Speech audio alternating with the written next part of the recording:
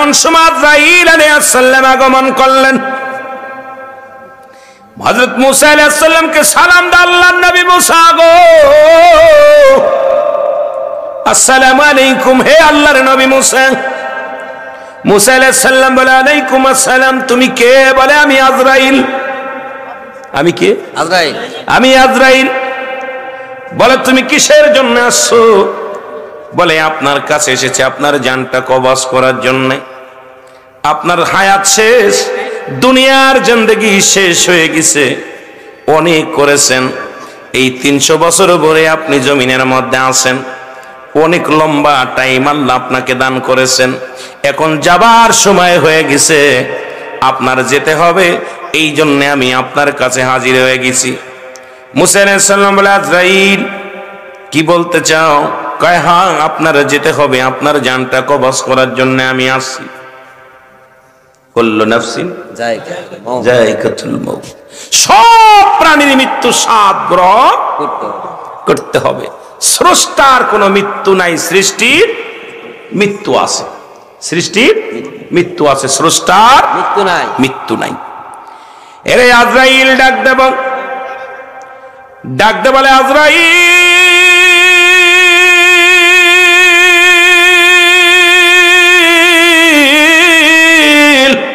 আল্লাহু আকবার, তুমি আমার রূহটা কবজ করবা তো প্রবেশ করবা কোন জায়গা দিয়ে আগে বলো। আজরাইল কয় হুজুর আমি আপনার জবান দিয়া মুখ দিয়ে প্রবেশ করব। কয় আজরাইল অসম্ভব, এই মুখটা দিয়ে আমি আল্লাহর সঙ্গে কথা বলেছি। সুবহানাল্লাহ বলেন না?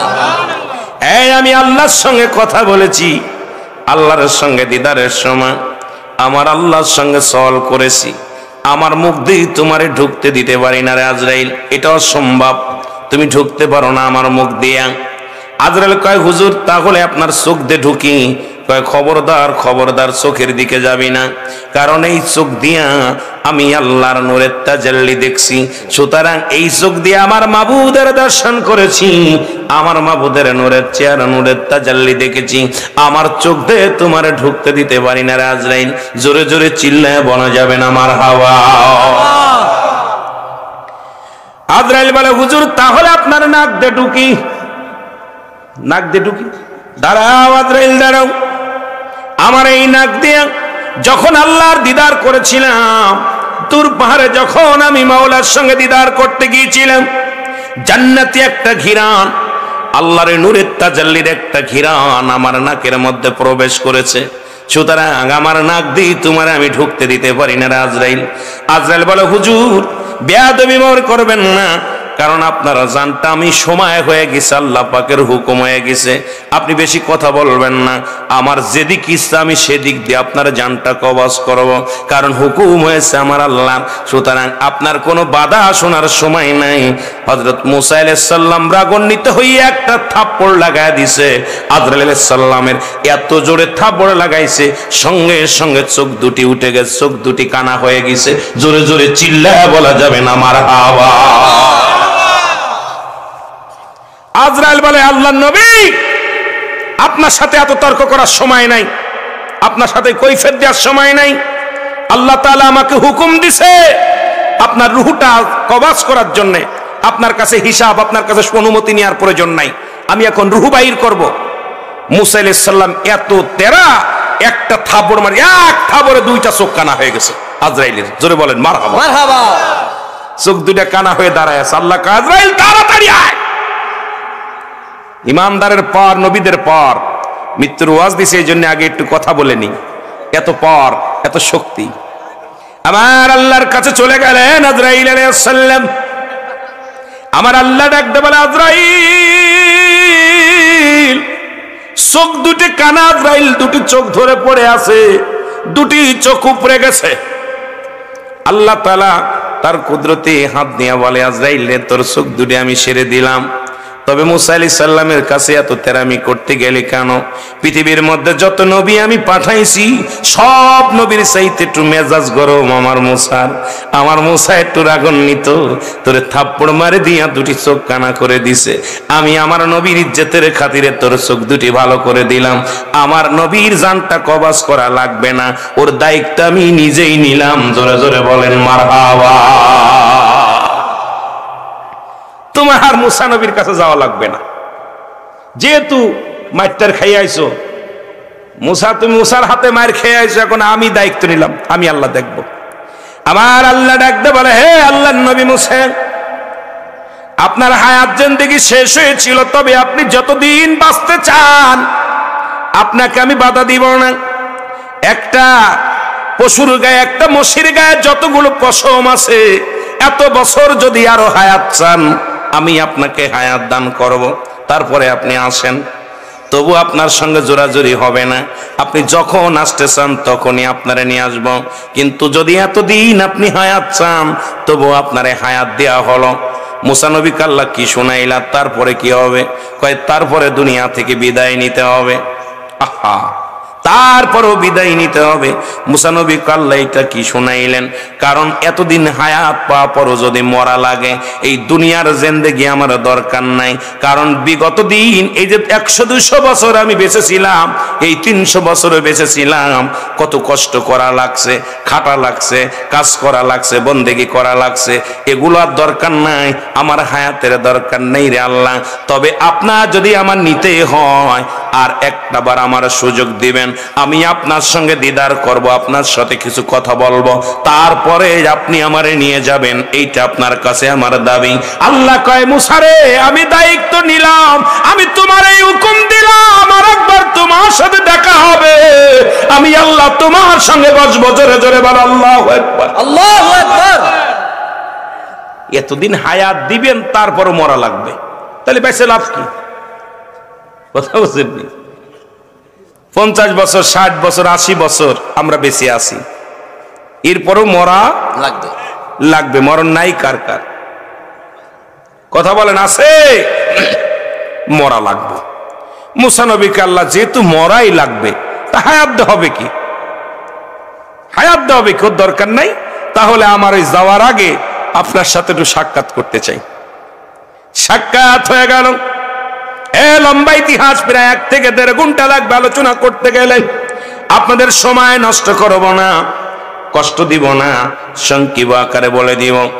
মুসা নবীর সঙ্গে আল্লাহ ডাক দিলেন, মুসা রে আয়, তুর পাহাড়ে আয়, দেখা হবে, সাক্ষাৎ হবে। মুসা নবী চলে গেলেন। মুসা নবী আল্লাহকে দেখে বড় আনন্দিত হলেন। অনেক কষ্ট করে পাহাড় উঠলেন, পাহাড়ে উঠিয়া ঘোরাঘুরি করলেন, আল্লাহর সাথে সাক্ষাৎ হয়ে গেলেন।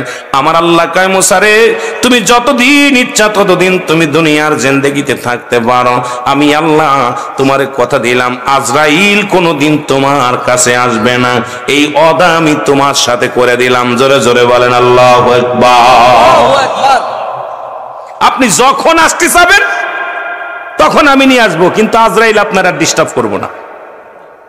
আজরাইল ডিস্টার্ব করব না। মুসা নবী রওনা হয়ে গেলেন। আল্লাহ কয়, মুসা নবীর হাতে একটা লাঠি। আমার আল্লাহ বলে, হে আল্লাহর নবী, আপনার হাতে কি বলে? লাঠি। ওটাতে আপনি একটা পাহাড়ের মধ্যে বাড়ি মারেন। পাহাড়ের মধ্যে বাড়ি মারলেন, বিশাল একটা নহর বাইর হয়ে আসলেন, বিশাল একটা নদী বাইর হয়ে আসলেন। আল্লাহর নবী তাকায় দেখে পাহাড়ের মধ্যে একটা নদী হয়ে গেছে। নদী দেখিয়া মুসা নবী ডাকতে বলে, আমার আল্লাহ, এই পাহাড় আশ্চর্য পাহাড়, এই পাহাড়ের মধ্যে আমি আঘাত করলাম, একটা নদী পেয়ে গেলাম। তবে আপনার কাছে আমার একটা দাবি, আমি দুনিয়া থেকে চলে যাব, তবে আমার কওমের লোক, এই পৃথিবীর মধ্যে যত মাকলুকাত আছে আল্লাহ, তাদেরকে আপনি রিজিকের ফয়সালা করে দিবেন। যখন কোনো মানুষ বিপদে পড়তো আমার কাছে আসতো, আমি দোয়া করতাম, আল্লাহ তুমি নিয়ামতে ভরপুর করে দিতে। আল্লাহ, আমার বনি ইসরাইলের যত কওমের লোকেরা থাকলো তাদের খাবারের ব্যবস্থা আপনি একটু গুছায়া দিবেন, তাদের কাউকে আপনি বঞ্চিত করবেন না। আমার আল্লাহ কয়, মুসা রে, ও মুসা, তোমার হাতে কি কয়? লাঠি। তাহলে সাগরের মধ্যেও দাও বাড়ি, একটা নদীর মধ্যে বাড়ি দাও। সুবহানাল্লাহ। মুসা আলাইহিস সালাম লাঠিখানা দিয়ে পানির উপরে বাড়ি মারলেন, সঙ্গে সঙ্গে একটা পাথর হয়ে আসলেন, বিশাল একটা পাথর। এই পাথরটা দেখে মুসা নবী আশ্চর্য হয়ে গেলেন। আল্লাহ, বাড়ি মারলাম পাহাড়ের উপরে, আসলো একটা নদী, নদীর মধ্যে বাড়ি মারলাম, আসলো একটা পাথর।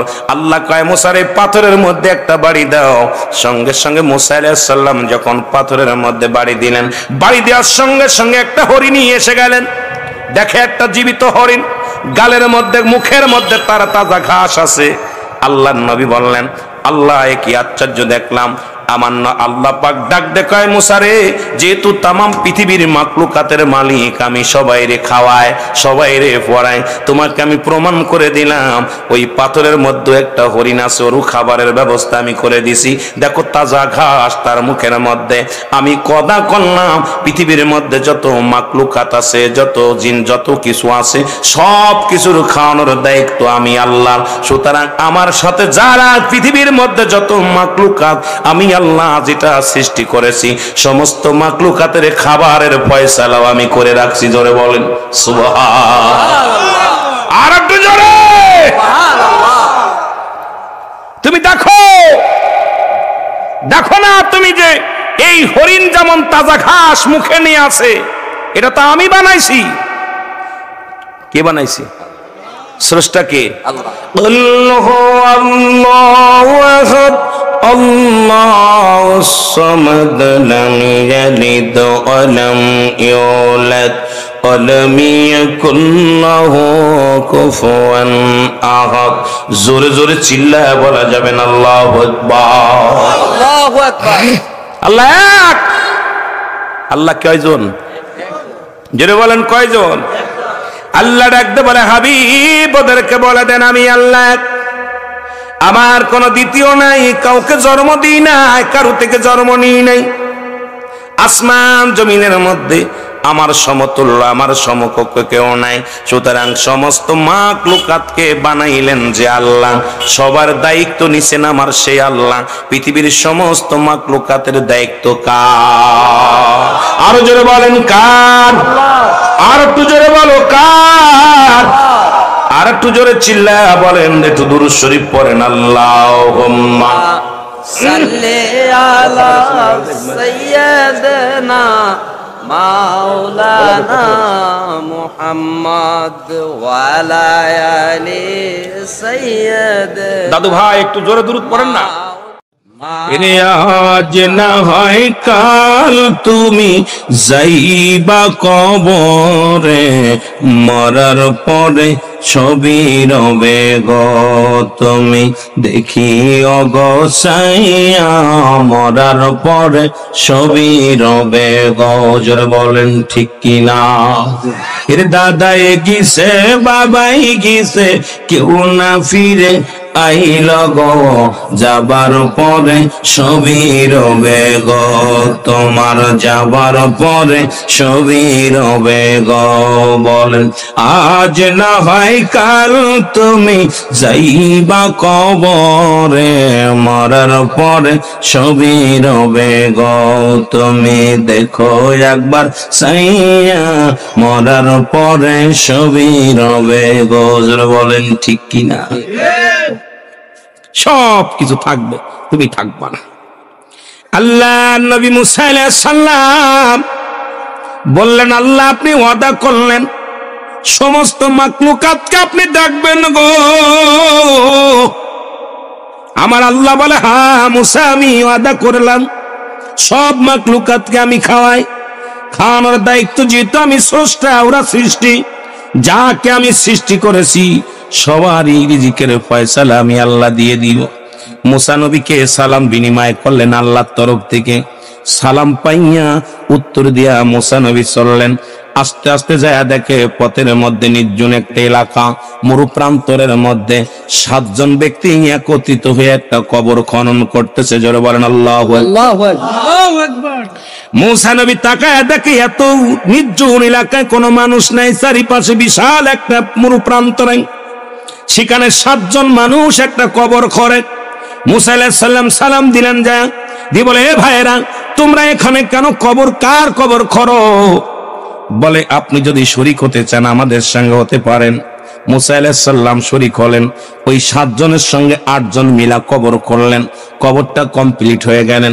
মুসা আলাইহিস সালাম গায়ের ঘাম দিয়া, মুসলমান শুনে নাও, ঘাম ঝরতে লাগলেন, বুড়া মানুষ। এমন সময় কবরটা খোঁড়া হয়ে গেলেন। লোকজনে বলে, হে আল্লাহর নবী মুসা।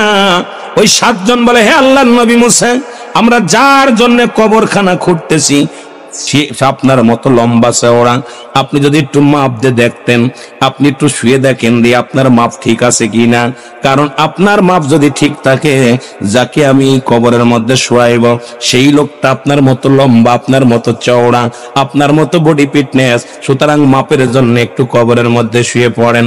মুসা আলাইহিস সালাম কবরের মধ্যে শুয়ে পড়ছে। শোয়ার সঙ্গে সঙ্গে মুসলমান শুনে নাও, যে 7 জন কবর খুললেন, ওই কবর যিনি খুললেন উনটা ছিলেন ফেরেশতা। আল্লাহু আকবার বলেন। আল্লাহর প্রেরিত ফেরেশতা কবরের মধ্যে শুয়া মুসা নবী কাল্লা, এত সুন্দর কবর, এমন নির্জন কবরে আল্লাহ এইরকম আমারে তুমি শান্তির মধ্যে রাখো। আল্লাহ কয়, আল্লাহ সঙ্গে সঙ্গে আর এক ফেরেশতাকে বললেন, ফেরেশতারা তাড়াতাড়ি যা মুসা নবীর হাতে একটা আপেল ধরায়া দে। একটা ফেরেশতা একটা আপেল নিয়ে চলে আসলেন। আপেলটা নিয়ে মুসা নবীর হাতে দিলেন। হুজুর খান কবরের ভিতরে শুয়ে যখন আপেলের মধ্যে কামড় দিলেন, আমার আল্লাহ পাক মুসা আলাইহিস সালামের রূহটা বাইর করে দিলেন। জোরে জোরে চিল্লায়া চিল্লায়া বলেন আল্লাহু আকবার। মুসা আলাইহিস সালাম বিদায় হয়ে গেলেন। ওনাকে কবর থেকে উত্তোলন করলেন। ফেরেশতারা তারে গোসল করাইলেন। ফেরেশতা দিয়া গোসল করাইলেন। শুনে নেন মুসলমান, ফেরেশতারাই জানাজা পড়লেন। এ দুনিয়ার মানুষ শোনো, মুসা নবীর জানাজা পড়েছে ফেরেশতারা, মুসা নবীর কবর খনন করেছে ফেরেশতারা, সাথে শরীক ছিল নিজেই মুসা আলাইহিস সালাম। এবার তাকে কি করলেন? কাফন দাফন করাইলেন। কাফন দাফন করাইয়া এরপরে মুসলমান সবাই চলে আসলেন। এরপর থেকে ওই কবরটা খোঁজার জন্য বনী ইসরায়েলের মানুষ কিয়ামত পর্যন্ত কবর শুধু খুঁজবে আর খুঁজবে। কারণ ওই কবরের কোনো চিনাক্ত নাই, এমন ভাবে কবরটা দিয়া দিছে। মুসা নবী চিরতরে ওখানে শুয়ে আছে, কেউ আজ পর্যন্ত মুসা নবীর কবরটা খুঁজে পায় নাই। আর মুসা নবীর জানাজা পড়বে দুনিয়ার কোনো মানুষ পড়তে পারে নাই। মুসা আলাইহিস সালাম ওই কবরের মধ্যে শুয়ে আছে কিয়ামত পর্যন্ত। কবরটাকে জান্নাত বানায় শুয়ে আছে। ধরে বলেন মারহাবা। আল্লাহ পাক কত আসানে জানটা কবাস করছে। যেটা আপেল দেয়, আপেলের খাওয়ার মজায় থাক। কারণ তো যখন কবরে শুয়ে কিছু আল্লাহ এত সুন্দর নির্জন, এত সুন্দর জায়গা, এইরকম একটা জায়গা হইলে ভালো হইতো। আল্লাহ কয় যেহেতু রাজি হয়েছে এইরকম ভালো হইতো, ওরে ওইটাই দিয়ে দে। আর ফেরেশতা দিয়া কেমনে টেকনিক খাটায় কবর খুঁজাইছে, একটু মাইফিয়ে দেখাইছে। কথা বুঝলেন? আল্লাহু আকবার বলেন। আল্লাহু আকবার। তবু আল্লাহ তারে রাখে নাই। পৃথিবীর মধ্যে 4 জন নবী এখনো জিন্দা। কয়জন নবী? 4 জন নবী। কয়জন? মুসা আলাইহিস সালাম তো বিদায় হয়ে গেছে, আরো 4 জন নবী দুনিয়ার মধ্যে জিন্দা আছে। তাদের মধ্যে একজনের নাম হলো হযরত ইলিয়াস আলাইহিস সালাম, যিনি আছে পাহাড়ের দায়িত্ব তাকে দিয়েছে আমার আল্লাহ। হযরত ইলিয়াস আলাইহিস সালাম হচ্ছে পাহাড়ের দায়িত্ব তাকে আল্লাহ দান করেছে। একজন হলো পানির দায়িত্ব আছেন খিজির আলাইহিস সালাম। আর একজন জান্নাতের মধ্যে আছে জীবিত অবস্থায়, ওনার নাম হলো হযরত ইদ্রিস আলাইহিস সালাম। আর একজন নবী আমার নবীর উম্মত হয়ে আসবে, আপনাদের নাম জানা আসেনি? নাম কি? জোরে বলেন না। হযরত ঈসা আলাইহিস সালাম। মারহাবা বলেন। মারহাবা। এই তো মুখস্থ আছে, আপনাদের জানা আছে। আমার নবীর উম্মত হইয়া একজন নবী আইব, সেই নবীর নাম ঈসা, হযরত ঈসা আলাইহিস সালাম। জোরে বলেন না মারহাবা। আর একজন নবী আছে মুসলমান শুনে নাও, যার কত উল্লেখ আছে, যিনি দুনিয়া থেকে আল্লাহ উঠায় নিয়ে গেছে, তবে দুনিয়ার মধ্যে পাঠাবে কি জানি না, যার নাম হলো হযরত জাকারিয়া আলাইহিস সালাম, যিনি গাছের কাছে সাহায্য চেয়েছিলেন, আল্লাহর কাছে সাহায্য বাদ দিয়া গাছের কাছে সাহায্য চেয়েছিলেন। ওই ব্যক্তি মুসলমান। কখন পাঠাবে কখন আসবে কেউ বলতে পারি না, তবে কোন কিতাবের মধ্যে পাই নাই উনি আসবে। তবে গাছের কাছে সাহায্য চেয়েছিলেন, যে গাছটার উপরে ইহুদিরা কি করেছিলেন, সেই গাছটাকে ফাড়াইলেন, এরপরে আগুনে তারে পুড়াইলেন। কিন্তু আল্লাহ তার প্রিয় বান্দারে উঠায়া নিয়ে গেছে, তবে পাঠাবে কি পাঠাবে না এটা আমরা বলতে পারি না, কোনো প্রমাণ আমরা পাই না, তবে আল্লাহ ভালো জানে। জোরে বলেন মারহাবা। আর একটু জোরে বলেন না মারহাবা। এই মূসা আলাইহিস সালাম আল্লাহর সঙ্গে দিদার করতে চান। শুনে রাখবেন আলোচনা মুসলমান, মৃত্যুর আলোচনার মধ্যে আপলোড কোন মৃত্যুর আলোচনা হয় না। কুল্লু নাফসিন যায়কাতুল মাউত, এর কোন আর কোন আয়াত আছে নাকি? কতক্ষণ হেন নাকি কইতে হুজুর মৃত্যুর কোন আপলোড আলোচনা নাই। আলোচনা করা যায় অন্যটা, কিন্তু মৃত্যুর আলোচনা দিলে মরণ হবে। এই তো এরা বাড়াই বুড়ে বলা যায় না, কথা কয় নাকি? বাড়াই বলা সম্ভব না। ঠিক। মুসা আলাইহিস সালাম মুসলমান আল্লাহর সঙ্গে দিদার করতে গেলেন। তিনজন মানুষের সঙ্গে দেখা। কয়জন? তিনজন। মুসার ভিতরতে রয়েছে, মরার খবরটা বলে আসলাম, তারপরে একটু আরেকটা খবরে চলে যাই, তারপরে দেখা যাক কোন দিকে আগানো যায়। আমার বাজানেরা গভীর মনোযোগ। তিনজন মানুষের সঙ্গে দেখা হলো গো। এর মধ্যে একজন হলো মহিলা, দুজন হলো পুরুষ। একজন কি? একজন হলো মহিলা, দুজন হলো পুরুষ। মুসা আলাইহিস সালাম যায় একজন ধনী পুরুষের সঙ্গে দেখা। ধনী লোক মুসা নবীকে সালাম দেয়, আল্লাহর নবী মুসা আপনি কই যান? আল্লাহর সঙ্গে দিদার করতে যায়, আল্লাহর সঙ্গে কথাবার্তা বলতে যায়। কারণ আমার তো আল্লাহর সঙ্গে অনেক পরামর্শ করা লাগে, অনেক কিছু জানার দরকার আছে, অনেক কিছু মানার দরকার আছে। আমি নবী মুসা আলাইহিস সালাম যাই, আল্লাহর দরবারে যাই। আল্লাহর নবী মুসা বলার পর ধনী লোক ডাকতে বলে, নবী মুসা আপনার কাছে জানতে চাই, আমি আল্লাহ এত ধন সম্পদ দিছে গো, এই পৃথিবীর মধ্যে বাড়ির অভাব নাই, গাড়ির অভাব নাই, এই দুনিয়ার মধ্যে সম্পদের পাহাড় আমার আল্লাহ বানায়া দিছে রে। আপনার কাছে জানতে চাই, কি আমল করলে আমার ধন সম্পদ কমে যাবে, কি আমল করলে আমার এই দুনিয়ার মধ্যে এই সম্পদ কমে যাবে, আমি আপনার কাছে জানতে চাই। তোমার আল্লাহর কাছে জেনে আসবা কি আমল করলে এই দুনিয়ার সম্পত্তি কমবে, একটু জানতে চাই। জোরে বলো মারহাবা। এত পরিমাণ ধন দৌলত দিছে আল্লাহ আমারে, আমার ভাল লাগে না। আল্লাহর কাছে জিগাইবেন যে কি আমল করলে আমার ধন সম্পদ কমে যাবে, কি কাজ করলে? কয় তোমার নালিশটা নিলাম। দ্বিতীয় আর একজন মহিলার সঙ্গে দেখা হয়ে গেল। মহিলা বলে, আল্লাহর নবী মুসা কই যাও? কয় আল্লাহর সঙ্গে দিদার করতে যাই। বলে আপনি যেহেতু আল্লাহর সঙ্গে দিদার করতে যান, আপনার কাছে আমার একটা জানার বিষয় ছিল আপনার আল্লাহর কাছে। বলে কি? বলো। সেটা হলো আমার আল্লাহ আমারে মহিলা বানাইছে, আমি গরিব মানুষ, আমার কোনো ঘর নাই, টাকা নাই, গরিব মানুষ, আমার আল্লাহ কেন আমারে গরিব বানালো? আমি কি করলে বড় লোক হতে পারবো, কি করলে ধনী হতে পারবো? তুমি তোমার আল্লাহর কাছ থেকে একটু জেনে আসবা, এরপরে আমারে জানাইবা। এটা তোমার কাছে আমার দাবি, আমি কি কাজ করলে বড় লোক হয়ে যাব, টাকা পয়সার মালিক হয়ে যাব? আল্লাহর নবী মুসা আলাইহিস সালাম বললে, তোমার নালিশটাও নিলাম।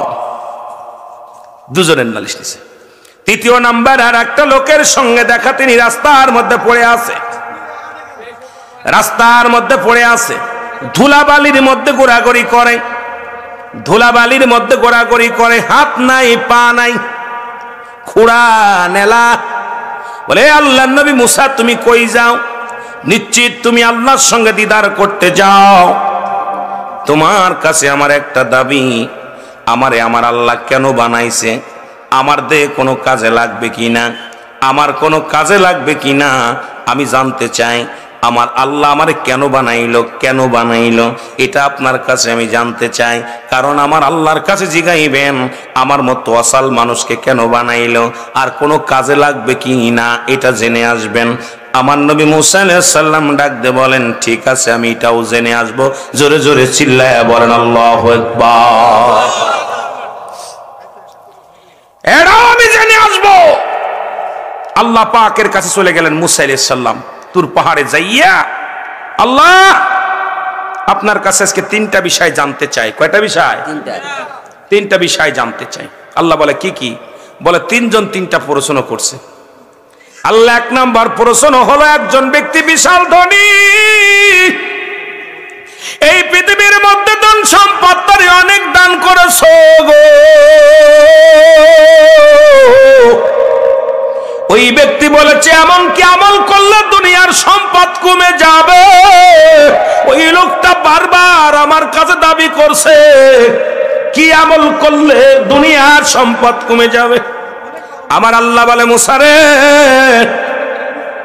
মুসা কি ওই লোকটারে যা বলবা সেজন্য আজ থেকে আমার শুকরিয়া বন্ধ করে দেয়, সেজন্য আজ থেকে কোনো কাজে প্রশংসা না করে, আমি আল্লাহর গুণগান না করে, শুকরিয়া আদায় না করে, দেখবা সে কয়েকদিন পর দুনিয়ার সম্পদ কমে যাবে। জোরে জোরে চিল্লায় বলেন মারহাবা।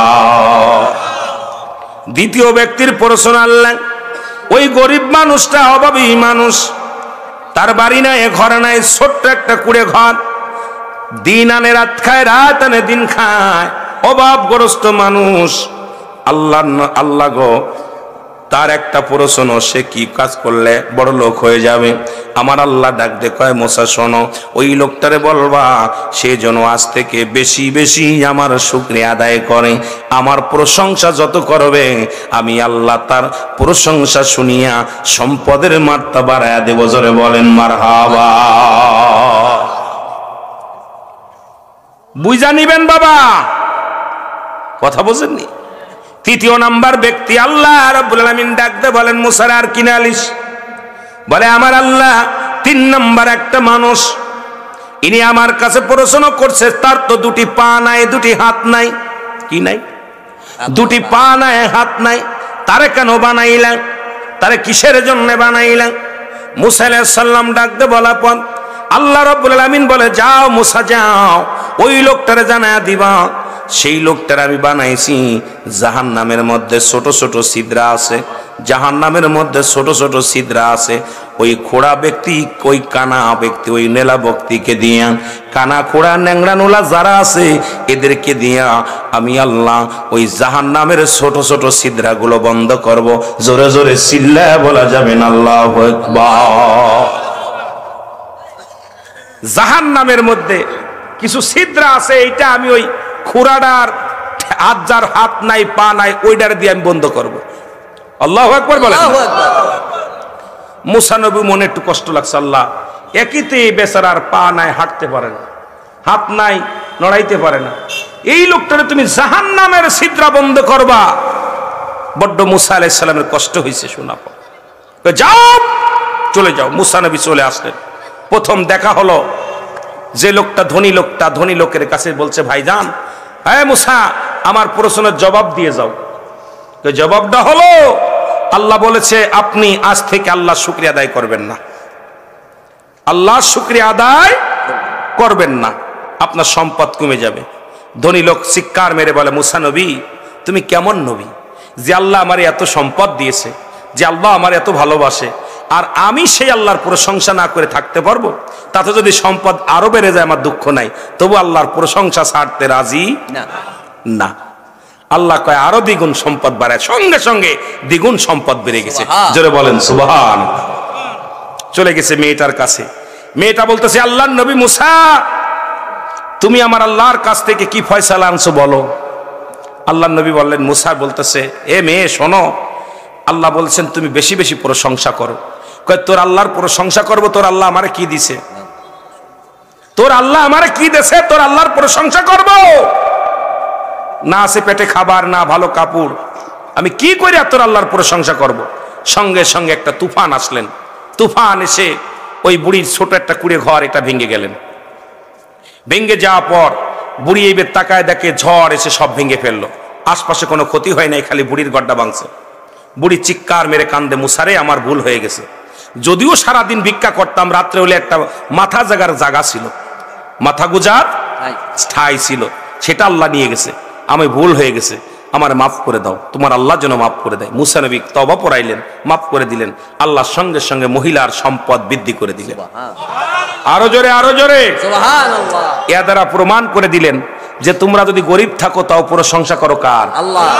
ধনী থাকো প্রশংসা করো কার? আল্লাহ। গরিব বানায় কে? আল্লাহ। আরো জোরে বলেন কে বানায়? ধনী বানায় কে? আল্লাহ। সম্পদের মালিক বানায় কে? আল্লাহ। ফকির বানায় কে? আল্লাহ। সব কিছু বানায় কে? আল্লাহ। আল্লাহ। আপনি যে হালাতে থাকেন শুকরিয়া আদায় করেন। আপনার একটা চোখ নাই শুকরিয়া, পা নাই শুকরিয়া আদায় করেন, জ্বর হয়েছে শুকরিয়া আদায় করেন। আপনি অসুস্থ মানুষ শুকরিয়া আদায় করেন, আল্লাহ আমার তো তুমি নেও নাই, অসুস্থ দিছো, কত মানুষ তো তুমি নিয়ে গেছো কবরে, আমার তো এখনো সুযোগ আছে, বাঁচায় রাখছো। শুকরিয়া খালি বেশি বেশি আদায় করবেন, আল্লাহ খুশি হয়ে যাবে। জোরে বলেন সুবহানাল্লাহ। আর একটু জোরে বলেন না। আমার ভাইরা, আমার বন্ধুরা, আমার মুসা আলাইহিস সালাম চলে গেলেন, ওই যে ব্যক্তির পা নাই হাত নাই ওই লোকের কাছে চলে গেলেন। উনি যা চলে যাওয়ার পর জিজ্ঞাসা, হে আল্লাহর নবী মুসা, তুমি আমার জন্য প্রশ্নের কি জবাব দিয়ে যাও, আমার জবাব দিয়ে যাও। মুসা বলে, ভাইরে আমি যদি তোমার জবাব দিই তুমি বড় কষ্ট পাবা, আমি কেমনে বলবো তোমার কাছে এই কথাটা বলবো। বলে, আল্লাহর নবী মুসা কি জবাব দিছে আমার আল্লাহ একটু আমারে বলে দাও। বলে, জবাবটা হলো তোমারে আমার আল্লাহ বানাইছে, দুনিয়ার মধ্যে পাঠাইছে। এই কেউ কোনা জাহান্নামের মধ্যে ছোট ছোট ছিদ্র আছে, এই ছিদ্রগুলো বন্ধ করার জন্য তোমারে বানাইছে। সঙ্গে সঙ্গে হাতবিহীন পাবিহীন লোকটা বলছে, আলহামদুলিল্লাহ, আমি আল্লাহর দরবারে শুকরিয়া আদায় করি যে আমার মতো কামার মতো খুড়া, আমার মতো একটা মসল প্রতিবন্ধী মানুষ দিয়ে আমার আল্লাহর উপকারে লাগবে, এই জন্য আমারে বানাইছে। আমি অত্যন্ত খুশি, জাহান্নামের ছিদ্র বন্ধ করলেও তবু আমার দিয়ে একটা কাজে লাগাইবে আমার আল্লাহ, এই জন্য প্রশংসা করি আমার আল্লাহর। জোরে জোরে চিল্লা বলা যাবে না মারহাবা। আমার আল্লাহ ডাক দেখায়, মুসা ওকে শুভ সংবাদ দিয়ে দে, ওর জন্য একটা নয় দুটি নয়, ও ইদ্দাত লিল মুমিনিন, ও তো মুমিনদের অন্তর্ভুক্ত, ওদের জন্য প্রস্তুতি রাখছি 8টা জান্নাত। আরো জোরে, আরো জোরে। যেহেতু সে আমার প্রশংসা করছে, যেহেতু আমার প্রশংসা করছে, যার হাত নাই তার পা নাই, তারপর আমার শুকরিয়া আদায় করছে, আমি আল্লাহ এই বান্দার উপর অত্যন্ত খুশি হয়ে গেছি, অত্যন্ত রাজি হয়ে গেছি। আমি আল্লাহ একটা নয় দুটি নয়, ওই অসাল ব্যক্তির জানায় দাও, আমি আল্লাহ তার জন্য 8টা জান্নাতের দরজায় খুলে দিলাম, আমি আল্লাহ তারে জান্নাতি করে দিলাম। জোরে জোরে চিল্লা বলা যাবে না মারহাবা। আরে শুকরিয়া আদায় করার কারণে আল্লাহ রাজি হয়ে যায়, খুশি হয়ে যায়। যে অবস্থায় থাকেন শুকরিয়া আদায় করুন, আলহামদুলিল্লাহ। ভাই কেমন আছেন? আলহামদুলিল্লাহ। কথা বলেন না। কি খাইছেন? আলহামদুলিল্লাহ। আল্লাহ ভালোই খাইছে, আলহামদুলিল্লাহ। কি করতেছেন? আলহামদুলিল্লাহ, কাজ করতেছি। কোথায় যাচ্ছেন? আলহামদুলিল্লাহ, একটু বাজারে যাচ্ছি। প্রতিটা কাজে কর্মে যখন আপনি শুকরিয়া আদায় করবেন, তখনই আল্লাহ আপনার উপরে রাজি খুশি হয়ে যাবে। জোরে বলেন ঠিক কিনা? আর আল্লাহ যার উপরে রাজি খুশি হয়ে যায়, তার কোনো টেনশন আছে? তার কোনো প্রেশার আছে? এই পৃথিবীতেও সে ধন্য, আখেরাতেও সে ধন্য। জোরে বলেন।